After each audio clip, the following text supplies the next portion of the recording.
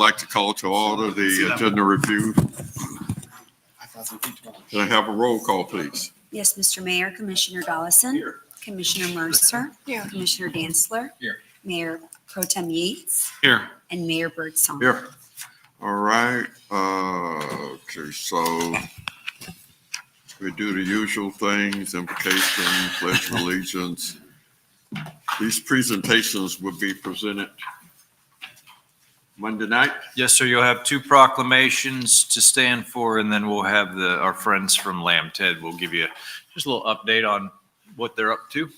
Okay.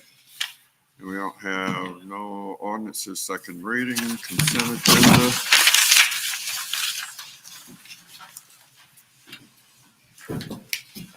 Logistic Parkway. Would you like me to go through the consent items, Mr. Mayor? Yeah, I know about Logistic Parkway. Yeah, this is just an amendment to the existing agreement we have with DOT, the grant agreement. It just extends the completion time frame to January 6th of 2027, which is, and we have two grants for this project. One is through Florida Commerce, one is through DOT. This aligns the DOT completion deadline with that of Florida Commerce, so we're on the same page. There's no cost change or anything with that. And I do believe that we'll be completed with that road project well in advance of that. Hope to be out to bid on that within hopefully the next maybe 60 days to get that next section of Logistics Parkway done. All right, 10B. 10B is a similar item. This is with the DEP. This is one of our state revolving fund loans that we have with them. This was originally done for $11.5 million. This was for the new reclaimed water main, force main replacement, and fiber optic extension that went from the master lift station at Chain Lakes all the way out to Plant 3. We came back and we did an amendment to that in 2021 that increased it to $22.4 million, and that was to include the Harmony lift station, which is out there at the Harmony subdivision. We did a second amendment that extended that loan agreement until February of this current year. This amendment that's coming before you now is amendment number 3, and that takes us to November 15th of 2025. And we had some delays due to acquisition of materials and the like, but and I'll look to Mark. I believe you're saying that this will come online sometime in June 2025. Late June, early July. So we'll certainly meet that November timeframe, but it's just a timeframe extension. Okay. Item 10C. Do want to note that we have Joe Coley with us. Joe is with Troon, which is our golf course management company. Billy Casper originally, then Indigo, and maybe a couple other names in there now. Troon. So we have been working with Whitehead Construction for the design build effort at Willowbrook. Remember, we received about $2.6 million from Duke Energy as part of their Osprey project and the easements that they needed, and we earmarked that for improvements at the golf course. The commission awarded that contract to Whitehead, as well as some of the phase 1 work, which included the on-course restroom renovations and rehab. That work has been completed, as has some of the other design work that needed to be done. They also completed some tree work, brush clearing, stump removal throughout the entire course in the clubhouse area. So now we're at that part of going forward with what's left in the balance of our money from Duke to advance additional projects. And the design build team, Troon, our city staff have all worked together to identify that priority needs list. Some of this, there's those things that are priority from an aesthetics. There's those things that are priority from a course functionality and operability. That really, if the course isn't functional and can't be maintained, then that's where the big problems come into play. So the items that are included in this, our first real capital investment out there of this $2.6 million, beyond the design work and the restrooms and that initial clearing, the stumps and the landscape stuff. This includes a renovation of the irrigation pond that we have on site, complete greens renovations, an irrigation system renovation, and it's defined in your fact sheet as a complete, but Andy has clarified for me. This is about 800 linear feet of the main line. It is replacing all of the existing heads. And Andy, did I hear you correctly? It's like 600 additional heads that are being added within that? 685 Total heads. And that's, that's one of the challenges out there. If those heads aren't functioning properly, you get into drainage issues and in wet spots. It also focuses on the valves for that irrigation system and the controllers. In addition, it is reworking the number 14 green. So this is in the very back corner, kind of on the southwest side of the golf course. And we have a subdivision that has developed to the west of that, part of the Willowbrook development, and the proximity of that to the course is going to cause us to have to do some reworking of that green. Mr. Yates, you may recognize that. That's the one you try and cut across the trees when you're going across the canal. Yep. So we need to address that as well. There's additional priorities that are out there for us that we're going to have to explore in future budget years to make improvements. Paving of the parking lot, golf cart path replacements, bridge repairs, erosion repairs, some modernization items as well. But these are the top priorities, and you can see they've kind of created Maslow's hierarchy of needs here, I think, with this organizational chart for their projects. But all of the baseline renovations are being addressed or have been addressed. And then we get into the second tier of that, which is the green improvements. Collectively, these projects will take us to the $2.65 million budget that we have. That is displayed on page 3 of your fact sheet. And that is the total budget that we have for that, for these renovations. Not all of that is being assigned to Whitehead. Some of those costs are things that we've already expended on. You may recall that once that transaction with Duke was made, we were able to acquire some equipment that we needed for the golf course. So that came out of that as well. But there's a pretty good summary within the fact sheet there on the expenditure of that. In speaking with the team late this afternoon, the course will close for a short period of time. And Andy, if you want to come to the podium to answer any questions that I may not be able to, but as I understand, the course will close for about 30 days while they're spraying out the existing, the current greens, and getting those reestablished. You have a lot of equipment that's coming in and out of the course while that's going on.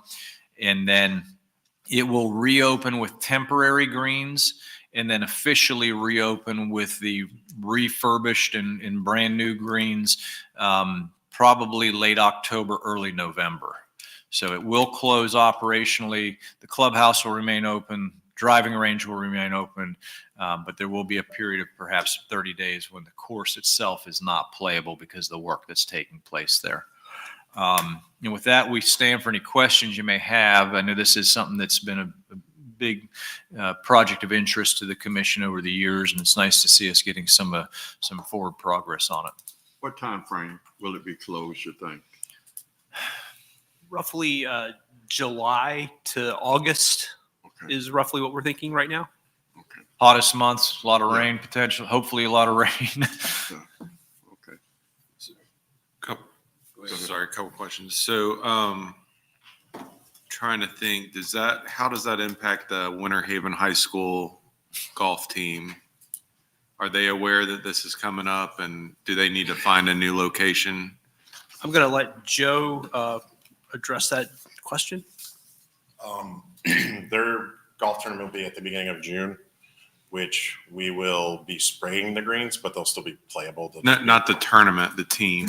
Oh yeah, I've already I haven't officially talked to them because I wanted to wait until everything was approved, but they will not be able to play this year at Willowbrook. Okay, so they'll need to find a new location. All right.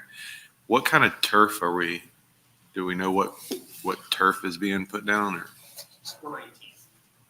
The greens we have the option of either TIF Dwarf, which is what we currently have, or TIF Eagle, which would be a different type of grass on the greens. And then everything else will be 419, which is what we currently have throughout the collars and stuff. Will we get any kind of warranty with those greens?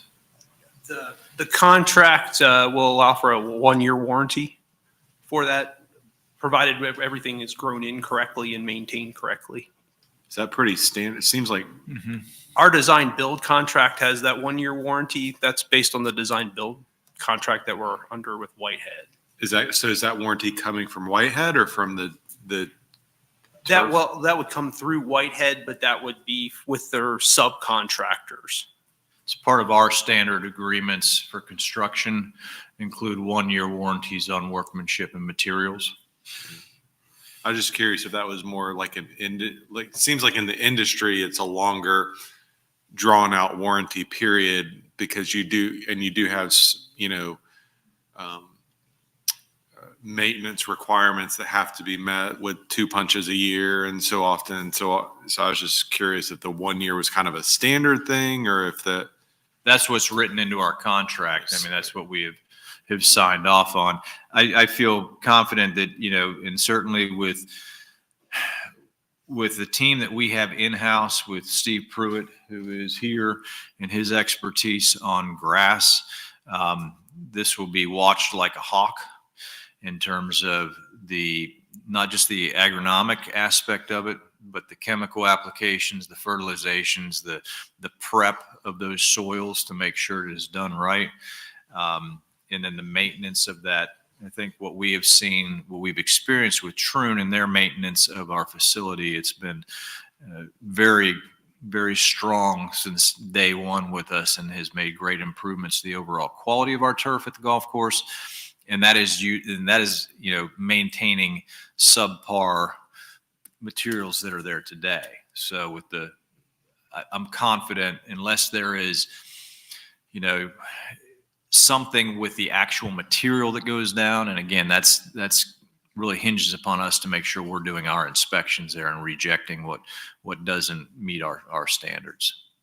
And when the drainage is listed on here, is that where, like, I know on, I think between 11 and 9, it gets really wet in that area. Like, are those are we focusing in on better drainage in those areas, or is that The project that we're moving forward with tonight with the under this contract actually does not have the drainage in it. That would be an additional something we would look to do in an outer year. There's we have designs for 5 specific areas, including the area that you're referring to. And one of the other things that we're looking at, and through this project had a lot of discovery work with surveying and monitoring water flows. We feel that a lot of the drainage issues will be corrected with the irrigation as well. So looking to see what improvements that makes will also help us dial in some of those exact drainage improvements that on a hierarchy list. I guess I just worry when, it affects the playability and the availability of that course, when it does get so wet out there. I mean, it could not rain for 10 weeks and you'd go out there and find a soft spot. And part of that's because it's an old slough. Right. So remember that's a flowway from the lakes north of Old Lucerne Park Road, Lake Rochelle, would flow down through that area, through those wetlands, through the pond systems that we have, into, Lake Smart, Lake Fanny. And so you have a lot of, undesirable subgrade soils, peaty soils that are holding a lot of water. You get a lot of rain, it takes a while out there, no doubt. And is there no way to address the worst areas of the cart paths out there? We have the project as presented, but our hope is that through some cost savings, so through some direct purchases and through some potential other cost savings, that if we can do that, then if we have some savings, the drainage would be one of the first things to go for the next in the hierarchy of list. So our hope is that we can, but until we actually get into the project and see where we sit with the project budget as it is, we won't know that for sure, but that would be the next major thing on the list would be just to hit at least one or two of those major areas. I just worry that, this was a gift from Duke essentially, that we got this money, and that's, we got it because of the golf course. And that's why the commission ultimately allocated these funds to be used out there. I just worry like $1 million unfunded. I don't know that that's going to be a tough ask for this commission or future commissions to allocate, another $1 million to a golf course like that. So I just want to be sure that we're getting You're the spending most- every bit of the 2.6 I million know. you got. And we're not getting what we're not getting some things that we probably need to get out there, which is, some of those cart paths out there are just, they're not cart paths anymore. The drainage, the areas that you're talking about, some of the areas if we are able to work those in or take small bites at that apple over time, that would actually include replacement of the cart paths in those areas, or the limits of those drainage improvements. So. Mayor Pro Tem, I would say that, this allocation or this recommendation for these projects are based upon, the dialogue between our golf course management company, our staff, and our design team on what can we get accomplished with the dollars that we have. Certainly, if we're able to allocate additional funds to that in the grand scheme of priorities, citywide that we have, we'll bring that back to this commission for approval. If there's opportunities to advance some of these experience enhancements because of savings that we see during this process, we have the capacity to do that as well. Anything else? Go ahead. So when you talk about the green repair, you're not talking about a green replacement. You're not going to replace the greens. You're just going to try to fix them. We're going to go in there and correct me if I'm wrong, but we're going to take out what's there and go back with a 6-inch root zone mix and resprig the actual green Take all and the the soil collars. out, bring in new soil. Yes. So it is a green replacement. It's not. Yes. So you're replacing all the greens? Yes. Okay, well, that's good. Picking up where Commissioner Yates was talking, I know what's going to happen.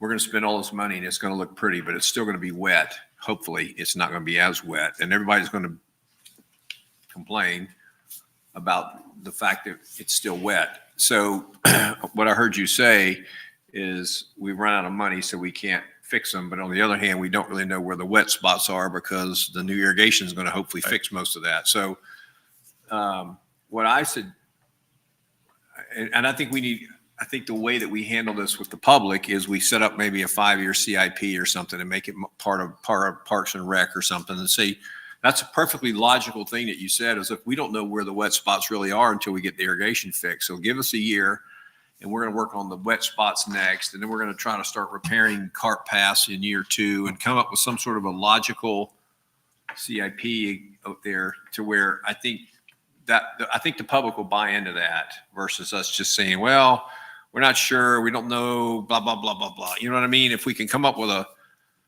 an actual plan that we can show people that our intention is to fix the wet spots when we really know where they are. And our intention is to actually fix the cart paths. We're putting in a new bathroom, which is great. That's been one of the biggest complaints. So we are putting in a new bathroom, right? It's open. Okay. So I'm just trying to think in terms of what we're going to hear. I get a lot of phone calls on the golf course for some reason. But if we could endeavor to maybe have a 5-year plan of some sort where we allocate money every year in the Parks and Rec budget, maybe we can go ahead and take it one bite at an apple at a time. You know what I mean? So We are working on a Willowbrook CIP, and what you see the hierarchy pyramid here, that's really the basis of it, the Right. unfunded items and prioritizing that over those years. So we are working towards that. Well, and I know what you're saying is to do the entire cart path would be cost prohibitive probably, but like what Commissioner Yates says, there's some areas that's really bad. So start there first And if you see a couple of really bad wet spots, let's get that fixed and let's take that off the table with everybody. And you're right. That was an old slough. And I remember it was a spray field forever. I remember back in the 70s, wasn't it, T? It was set up as a spray field for affluent. Well, I mean, that's the affluent. That's what our irrigation system is affluent that we pump in and discharge into that pond. I mean, So, before yeah. the golf course was even built, wasn't that a spray field? I thought I remember that being a spray I remember it field. was How we- Perry's Par 3. Huh? It was Perry's Par 3 when I came to town. So I don't have to go look. No, the par before three that. was next to the. I mean, I remember playing both of those when I was a kid, but I remember for some reason that the city acquired all that land back before the golf course was built for a spray field, and that's how we ended up putting it out there. Because when Polk State College wanted to build on our golf course over here, we decided to put a new golf course out there on our spray field. But maybe I'm totally I'd have wrong. to. It's a good history question. We'll have to pull. I know I have that somewhere, but I just can't off the top of My my head. dad told me that question because when we basically gave Polk State the land to build that college, but we built a new golf course on city-owned property on 544 that was a spray field. That's what I always heard. That goes back to the 60s, but you know. So that just begs the question. It's been a lot of dirty water that's been sprayed out there over the years, and that's probably why it is so bad. But anyway, that's it for me. I just was wondering, and we haven't had one in a while, how's the golf course doing? We're going to have a presentation come back to you probably within the next 2 or 3 meetings Okay. to give you a full update on that. We try and do that once a year. And so, yeah, that's on our schedule of presentations forthcoming to you. Mr. Mayor, I'd like to see the tennis pro come give us an update on the tennis and pickleball too. That would be a good idea. This group has never actually seen it. So if he could give us an update on membership and that kind of stuff, it'd probably be a good idea. All right. Any other questions? All right. Thank you all. All right. The next one is 10D, Sorry. Learning Resource Center. Yeah, this is a pretty straightforward item. This is, since 2013, we have leased out a city-owned building on Avenue R Northeast to Public Education Partnership. That building was the Police Athletic League building, was the boxing center at one time. So PEP has used that as their PEP Education Center since 2013. That program has actually been being operated by the Learning Resource Center on behalf of PEP. So they carry out all the tutoring and educational programming and the like. So we are establishing a lease with the Learning Resource Center for that building. It'll be directly with them. So it's standard, very similar to what we do with some of our other properties where we lease those out to nonprofits. It is an annual lease. It does automatically renew for successive 1-year periods. It's not in your fact sheet, but that is in the contract. It is terminable with 60 days written notice. And the LRC, much consistent with all of our other leases of this nature, they're responsible for maintenance and repairs up to $1,000 per occurrence. And then they're also responsible for the utilities associated with their use. Dr. Craven is here on behalf of the Learning Resource Center. But this is, I think, a pretty straightforward item for the commission. Any questions, Commissioner? All right. Moving right along, Resolution R2506. This is the ongoing maintenance agreement we have with the Florida Department of Transportation. This dates back over 20 years now. This is our maintenance of 9 different rights of way along state roads that involves our mowing, litter removal, sweeping, edging, all the stuff that we do. So Cypress Gardens Boulevard, US 17, Havendale Boulevard, those are the primary roads that are involved within this, different mile marks within that. We receive $62,416 annually for that work. I will tell you that what DOT compensates us for, and you can see on page 2 of your fact sheet, then they talk about large machine mowing and intermediate machine mowing. They pay on 11 cycles, which is less than once a month. maintenance of those roads. We maintain those roads, I'm going to say on average about 48 weeks out of the year. We may not hit them every single week during the dormant season, and there are times when we may hit them twice a week. So we are doing it at a much higher level, which I think our residents have come to appreciate. Yeah, we are supplementing. Yes, indeed. So this is just, this resolution authorizes the execution of that agreement with DOT. And it is a 3-year agreement. Any questions?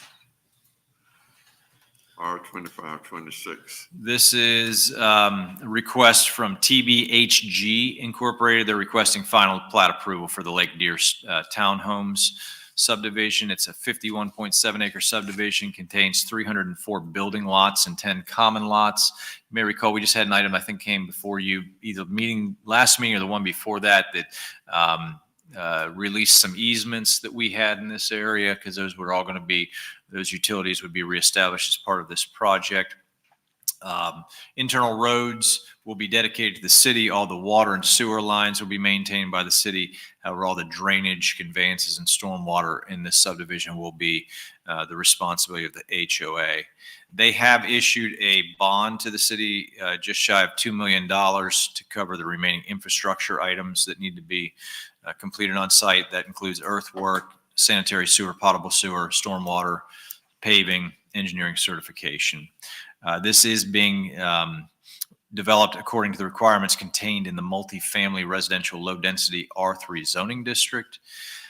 Their water and wastewater is from the city's facilities.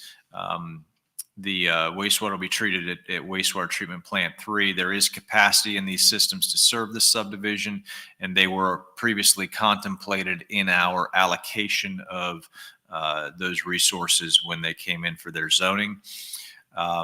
The roadway that connects, for the access here is 35th Street, which is going to be on the left hand, where that red sliver goes out is where it ties into 35th Street, I believe. Is that correct, Eric?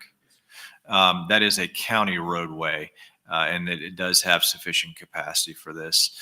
And then finally, just on financial impact, using a taxable value of $245,000 per lot and our current millage rate of 6.59, we estimate that this would generate just over $490,000 per year in ad valorem revenues, with additional revenues to come through utility services and taxes on utilities. Any questions? All right, moving right along. Ordinance is first reading. O2518.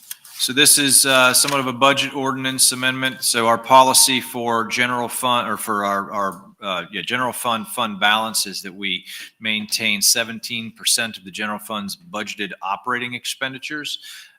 We've also established policy that was approved by the City Commission a while back, that any unassigned balance in excess of 30%, remember 30% is our target, 17% is our requirement, but if we're over 30%, that those funds be transferred to the capital project fund to defray costs and cover contingencies if approved by the City Commission. So right now, we finished fiscal year 2024.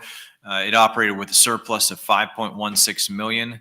This increased our our unassigned fund balance, the available balance, to $23.788 million. When you consider that against what the 30% amount would be, we have an unassigned fund balance surplus of $1.433 million. So what I'm recommending is that those funds be transferred out of the fund balance for the general fund to the construction fund, and they will be earmarked for our Fire Station 5 project. That is a project that we knew we would have to utilize some surplus funds going forward, and we took some money from Fire Station 5 to cover costs associated with Fire Station 4, which we dedicated today. And we're working through the balance of that budget for Fire Station 5 right now in the design build process. So ultimately what this does is it transfers $1.433 million from general fund balance into the construction fund and leaves us with a fund balance equivalent to 30%. Yeah, this is a question for CJ. I know you do this, but is there any, do you take that extra $1.5 million and put it in the highest interest money market you can? You guys, Yeah, we put everything in the SBA. you're not, there's nothing precluding you from doing that. You don't have to leave it in some, you try to earn that interest you can. Okay. Yeah, and right now I think it's paying 4.48%. That's great. So, yeah, it's good. At least the money's not moving backwards. So, okay. I just thought so, but I just wanted to make sure. And just for point of clarification, we maintain the accounts that we have to pay out bills, whether it's payroll, construction invoices that come in, equipment purchases. Finance maintains that at a appropriate level to cover our expenses as they come. And then if we have a big payout that we have, say a construction project that has a $1 million pay request, we may move some money out of the SBA. That's a process we go through. They initiate that. I approve it at my level. And so there's money that moves back and forth between there, but we try and keep only what we have to have here to make those payments and keep everything else in the SBA so that it's constantly earning interest. That's prudent. Good job. Anyone else? All right. One last one. Grant aid. So I want to give a big thanks to Katrina Hill and the team that worked on our grant and aid process this year. We think we're making it easier, and I think it's getting easier for the people that apply, but it makes it a little harder for us in the process. It took us 2 meetings again this year to get through everything. I'll tell you, the guidance that the commission gave us was very helpful going into that. And just as a reminder, one of the things that you had recommended going in was that the historical people that we had funded, Boys and Girls Club, Girls Inc., the Learning Resource Center, which is actually PEP, Meals on Wheels, the Neighborhood Service Center, and the Haley Center, you had already made recommendations on that. I want to go back and clarify something, because a question came up when you were talking about that, is why are we doing that? And that is the result, as I went back through my historical notes, when we made the changes to this program, the commission that was in play at that time was very adamant that they didn't want to see those that were funded at higher levels historically to be reduced from those levels going forward, because we set a new threshold. So that was a big bone of contention that, okay, we'll make these changes into the process, but we don't want these to backslide and get less money than they had historically, because that would be detrimental to the program. We had 76 applications received. Those were all provided to the Grant and Aid Application Review Committee. They met on May 9th and then again on May 16th, at which time they completed those deliberations. They got through everything and made a motion to move the recommendations to you all. That was a unanimous recommendation from the Grant and Aid Application Review Committee. And within your fact sheet, you will see a table that shows everything that was recommended for distribution.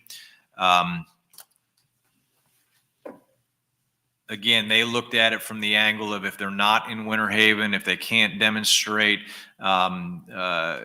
provision of services to the Winter Haven community in significance, they weren't funded. They moved a lot of people up from years past. Some of them stayed the same. At the end of the day, they spent the entire $347,761 that you gave them. So they're not giving you any money back as they did in years past, but they're also not leaving anybody untouched as they had last year. So everybody that applied was considered and vetted all the way through.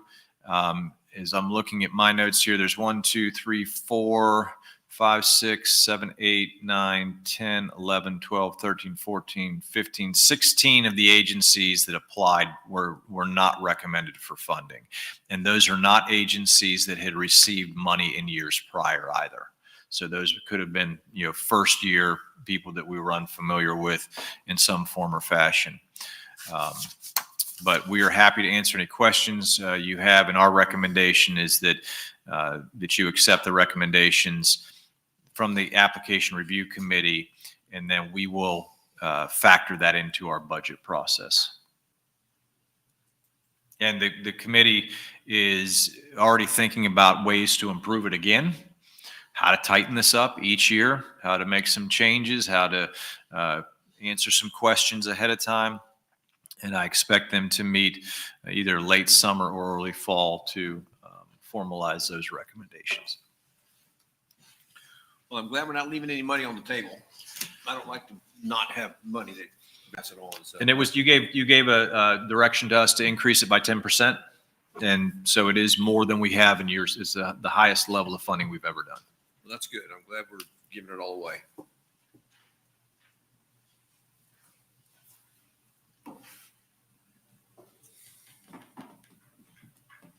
Any questions?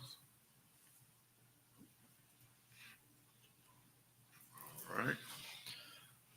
The Talbot House is going to, I guess, where the old Salvation Army, that will be the Talbot House, is that correct? Yes, sir. That is, yes.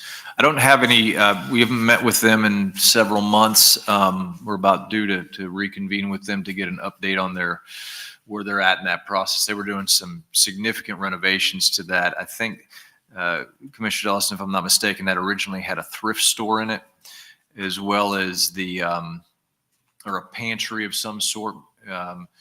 And they were looking to expand the number of beds that they could house within there by just focusing on the housing side of things. Is it just women again, or is it? That was my understanding. Charlie, I looked to you. You think you were part of our meeting there. I think when we met with them, it was women and children only is what they were targeting with that. But it was a significant number it was a significant increase in the number of people that they could shelter compared to what it was previously. So the funding listed here was for the one here in Winter Haven, is that correct? Yes, sir. Did they have a target date of opening? I don't know that at this point. When I met with them, it's probably been 8 months now. They were anticipating it taking at least a year to get to where they needed to be. The issue on the Montessori, did we deal with that? Say that again, sir? Montessori, because they had They were an educational group. Yeah, the commission voted to not fund schools and foundations, so they were in the schools group. So they're not funded.